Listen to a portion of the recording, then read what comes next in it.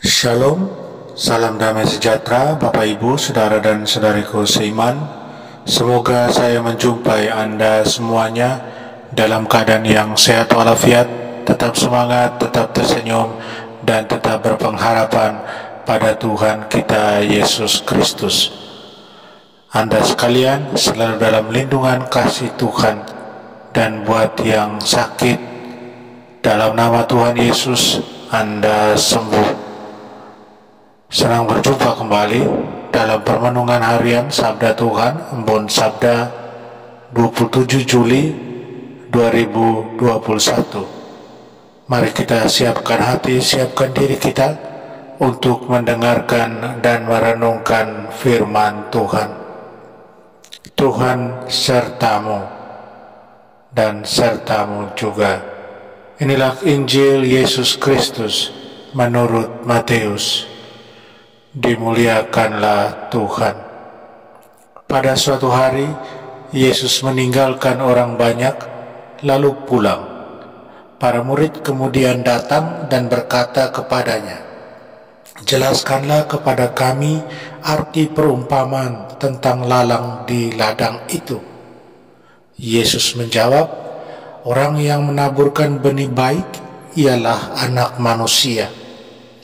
Ladang ialah dunia. Benih yang baik adalah anak-anak kerajaan, dan lalang adalah anak-anak si jahat. Musuh yang menaburkan benih lalang ialah iblis. Waktu menuai ialah akhir zaman, dan para penuai itu malaikat.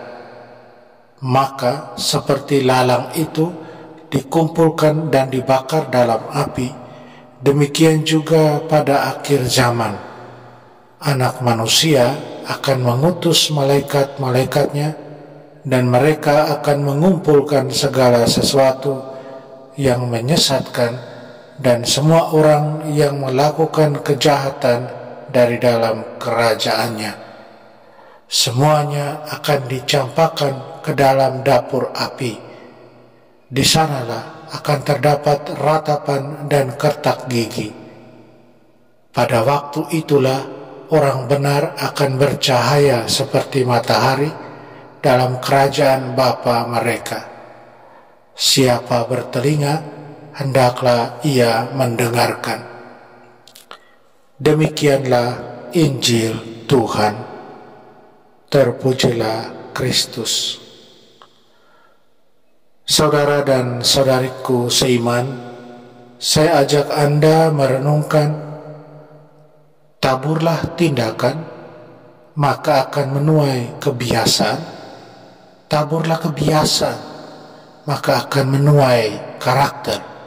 Taburlah karakter, maka akan menuai takdir. Saudara dan saudariku, apakah Anda dan saya cepat dalam menilai kesalahan orang lain? Perumpamaan Yesus mengajarkan kita kesabaran. Kesabaran agar kita tidak menghakimi sebelum waktunya tepat. Yesus juga memperingatkan bahwa ada musuh yang selalu berusaha menghancurkan benih yang baik dari firman-Nya. Saudara dan saudariku, baik dan buruk dapat ditaburkan di dalam hati kita seperti benih kecil yang berkecambah, dan pada waktunya akan menghasilkan panen buah yang baik atau yang buruk. Kita harus berjaga-jaga agar kejahatan tidak berakar di dalam hati kita dan merusak kita. Charles Reed menulis sebagai berikut, "Taburlah tindakan dan Anda menuai kebiasaan. Menabur kebiasaan dan Anda menuai karakter. Menabur karakter dan Anda menuai takdir." Pada hari penghakiman, masing-masing akan menuai apa yang telah dia tabur dalam hidup ini. Mereka yang menabur kebaikan akan bersinar dan mendapat kemuliaan dalam kerajaan Bapa di surga. Mereka akan memancarkan keindahan, kegembiraan, kesukacitaan, dan kepenuhan kasih Tuhan. Apakah Anda dan saya membuka diri pada kasih Yesus Kristus untuk memerintah dalam hati, pikiran, dan tindakan Anda dan saya? Saudara dan saudariku seiman, mari kita berjuang untuk terus membangun kebaikan, untuk tetap berkomitmen, tetap setia mendengarkan Tuhan. Kita wujudkan sabda Tuhan dalam tindakan kita. Tindakan itu menjadi kebiasaan kita. Kebiasaan itu menjadi karakter kita. Dan karakter itu menghantar kita pada takdir kita, yaitu surga. Mari kita berjuang dan berusaha. Amin. Mari kita mohon kekuatan dari Tuhan. Kita berdoa. Tuhan Yesus, semoga kasih-Mu yang melimpah menguasai hati kami dan mengubah hidup kami, sehingga kami dapat menabur apa yang baik, layak, dan menyenangkan bagi-Mu.